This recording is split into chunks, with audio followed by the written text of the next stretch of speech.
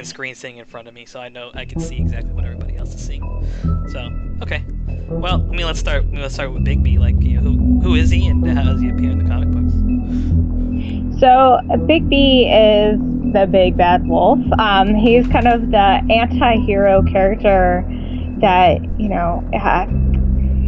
you discover over time he has morphed from this kind of loner to being part of the community. And when you're introduced to him, he's the sheriff of Fabletown. So the Fables had to run away from their homelands where they lived in their magical lands, and they come to the human world. And that's the whole premise of Fables. What happens if all these characters with these mythological folk backgrounds suddenly find themselves having to live in our world? And they call us Mundies.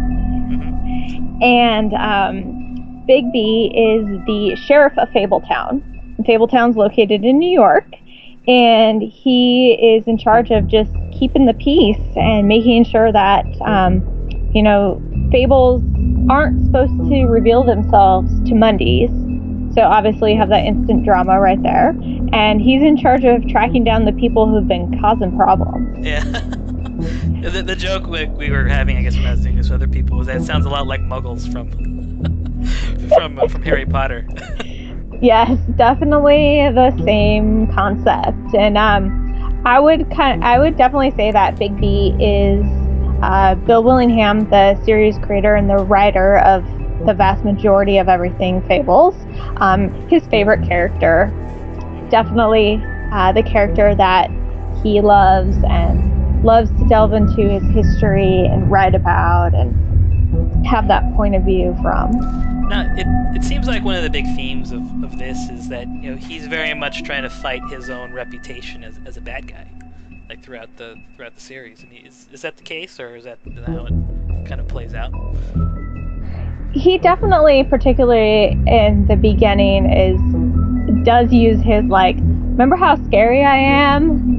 And you see him use his powers in certain ways, and he's definitely one of the more powerful Fables. And one thing I've appreciated as the series has grown, they've shown more about how he has his powers, where they come from, his history of why he can do certain things but not other things.